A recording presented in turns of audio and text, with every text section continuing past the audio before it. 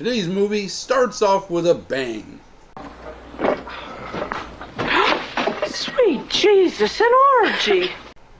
Get it? Bang, orgy. I'm hilarious, I know. Anyways, today we review a movie that we found 2 videos ago while looking through the filmography of the actor who played Mike in Mike's Murder. Poor Mike only lasted 45 minutes before being killed off screen, so we must give the man another chance. And we found a movie called Gimme an F. Gimme an F is a 1984 teen sex comedy cheerleading movie with only one instance of teenager sex or comedy each.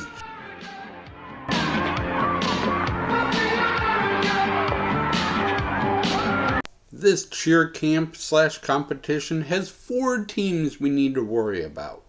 The Vikings.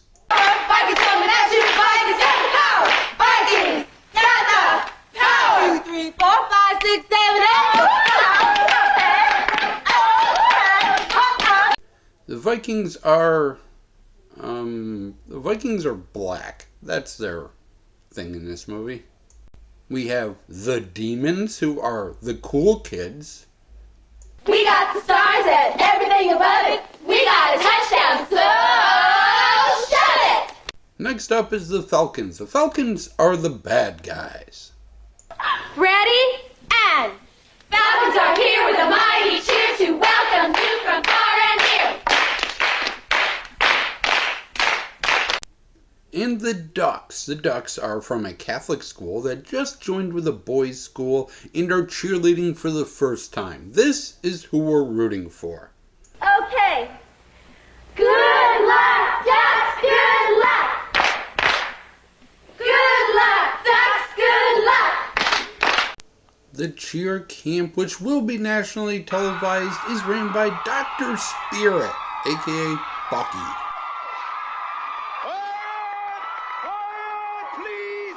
Now that we've met all of our teams, let's meet our other main characters, because there's so many in this movie.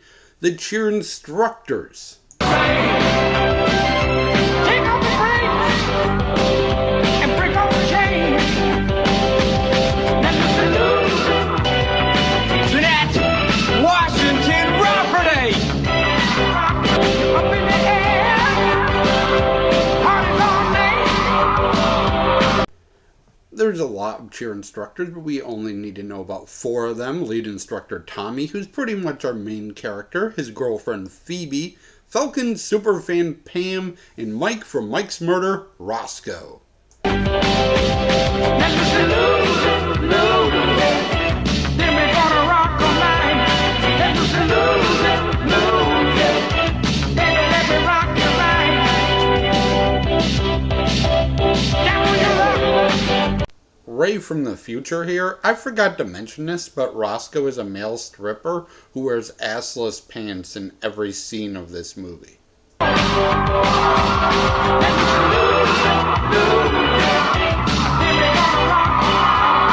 Tommy is upset. You see, he has a hot blonde in his bed who wants to have sex with him. Why is that a bad thing again? Teaching these squeaky teens how to jump up and down, yell their heads off. It's no job for an adult, Phoebe. Well, the pay isn't good, but at least the work isn't steady. Tommy's having a midlife crisis at 25, so he does what every man with a midlife crisis does and tries to bang a younger woman. Hey, takes 72 muscles to frown, only 14 to smile. The problem is, when you're only 25, they don't get much younger and still legal. I've never had a dream in my life. I've never been rescued before either.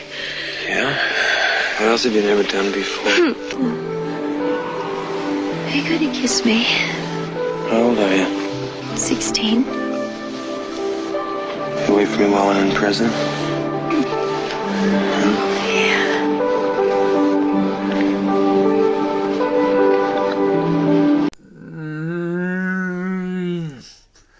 my kingdom for a plot.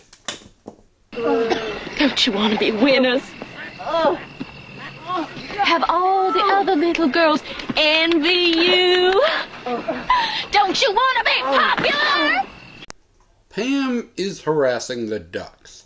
So Tommy decides to take over their training and we get a plot thanks to racist Japanese caricatures.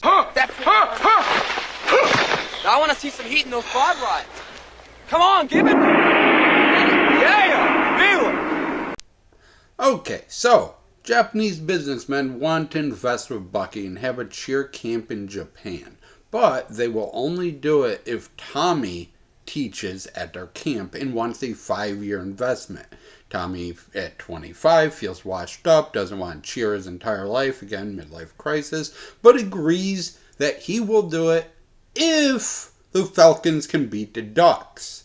If the Ducks do better than the Falcons in the competition, then he gets $10,000. Despite multiple scenes of Tommy not wanting to see Phoebe naked for some reason. So what are you two up to? Oh, we're just sitting here staring at the moon together. Let's go skinny dipping. I'll show you a moon. Can I please? He is able to convince her that when he has the $10,000, he'll stop banging 16-year-olds and they'll run off together. How old is she this year, Hamilton? She's 16. 16! Well, that was the horniest year of my life. Look, Phoebe, after this week we could have $10,000. Give us a nice start. Yeah. The demons bring Marianne, the 16-year-old, out to a male strip club, and the leader of the demons dances with the strippers. Coming at each other till we break our back. One thing certain, we're on two. We win some headlines front page anywhere all the While she's off having fun, a very drunk Marianne is seemingly seconds away from being tricked into blowing a security guard when she is saved by Tommy and Roscoe. A lot of interesting people used to travel. And just what exactly do you mean by that?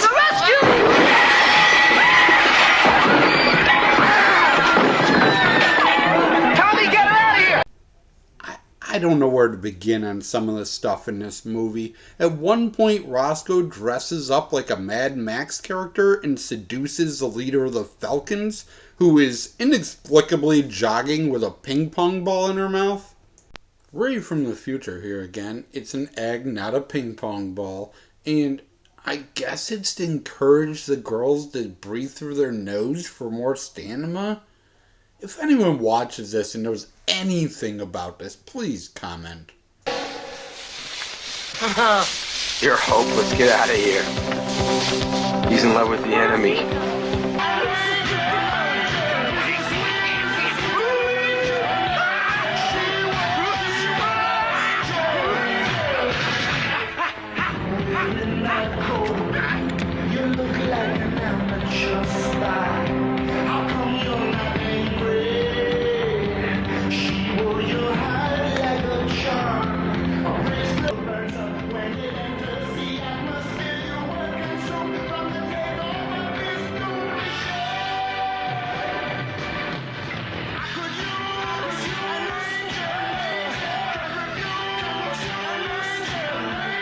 So, Marianne is still friends with the demons, and they convince her what she really needs is to see Tommy's dick. And the only way to do that is watch him change, which he inexplicably does while doing the dance from Footloose.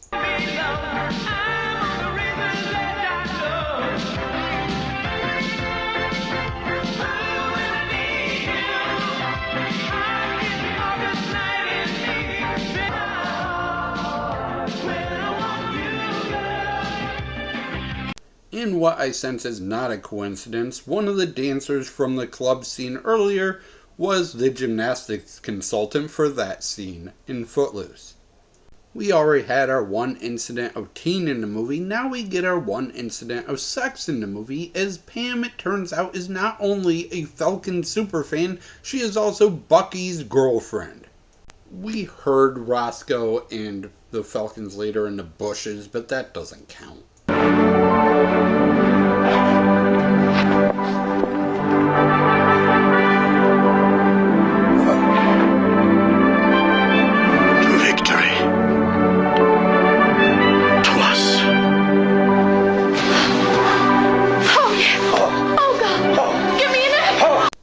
Quickly followed by the one incident of comedy in this movie. While Bucky and Pam are having sex, the good guys turn on the camp loudspeaker for all to hear. Pam and Bucky go outside to investigate and are hit with a balloon that Roscoe's filled with piss.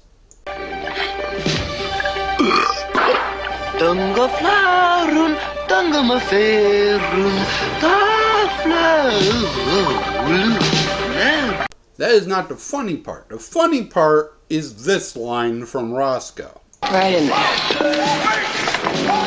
Ooh, baby, it's warm. Aim higher, Roscoe. Hey, sissy, when you can piss in a balloon, then you can aim it. After covering Bucky and Pam with piss and cleanser, Roscoe and the demons are arrested. Enough pissy shenanigans, though. We must get to cheer shenanigans. The leader of the Falcons refuses to compete unless the love of her life, Roscoe, is freed from jail. But Bucky tells her that she'll never become a movie star unless she's a cheerleader first, so she quickly caves. We see the Vikings perform, and also random cheerleaders we've never met before changing in the locker room when they hear the gong that is played anytime the Japanese characters appear on screen.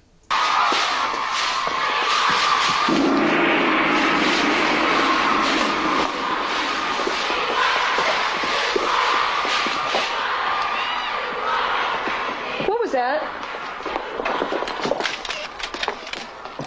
Now it's time for the Falcons to perform.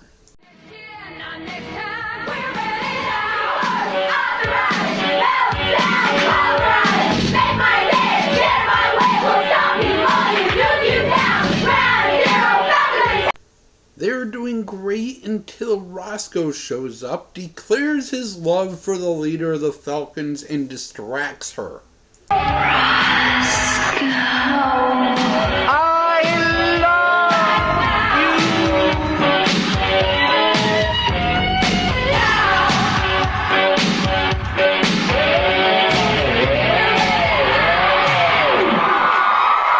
Not all is lost for the evil plans of Bucky and Pam, though. The Falcons still put up a pretty decent score, low 9s across the board, and the Ducks are going to need a good performance to beat them.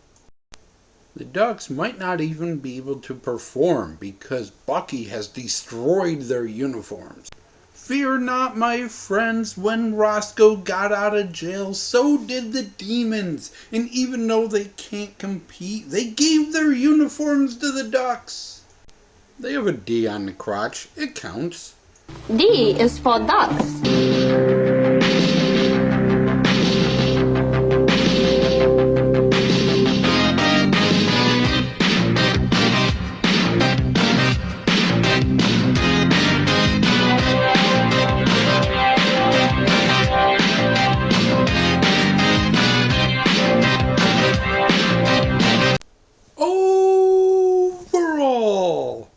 There's a lot going on in this movie for a dumb cheerleading sex comedy.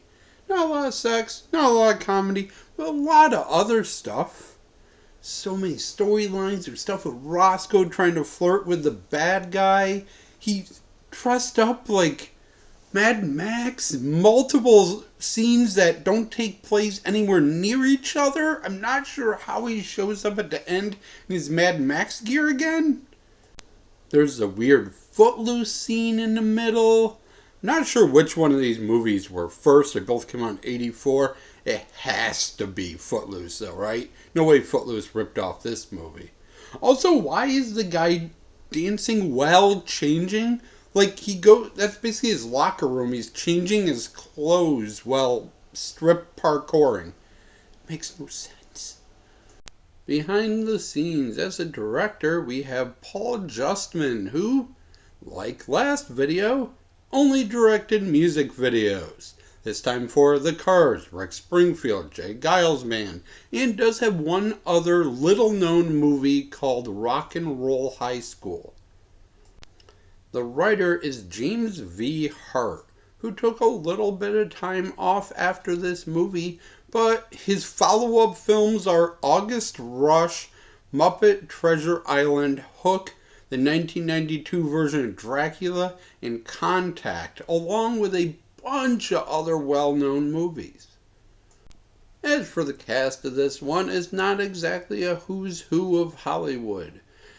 Tommy is played by Stephen Shellen, who through the 90s and early 2000s had small roles in Gone in 60 Seconds, The Bodyguard, River Runs Through It, The Stepfather, just small parts in those. Pam was played by Jennifer Cook. She was in V, playing Elizabeth, the TV series, and then married a millionaire who owned Celestial Seasonings Tea Company and never acted again. Got married to a millionaire, had a couple kids. Not a bad gig if you can get it. One of the random dancers was on 128 episodes of Days of Our Lives. She still acts a little bit. Holly Gaynor. Dawn Gilliam was a dancer. She's a script supervisor now. And the lead Japanese businessman is Clyde Kusatsu, who has 311 movie credits, including movies we have reviewed in this channel, like Dream Lover and The Perfect Weapon. Hey, Ray from the future here. Thing I forgot to tell you in the movie. The teenage girl from the Ducks, she shows up naked in Tommy's bed. We don't say anything because she's playing a teenager, but she's obviously naked there to fuck, and he turns her down only because she's a teenager. He even says, "Oh, I wish I was younger," and she says, "Oh, I wish I was older." He would have cheated on Phoebe right there in the bed they shared together, except for the fact that she's underage. And then the movie ends with him proposing to Phoebe despite multiple times expressing interest that he wants to cheat on her. Phoebe, you can do better. Here's the bonus clip.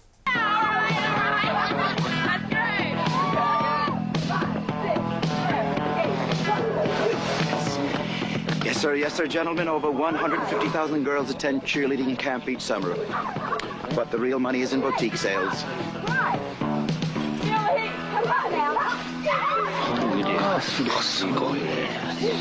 Bonus cast mention, John Carlin, who played Bucky, was Lacey's husband in Cagney and Lacey.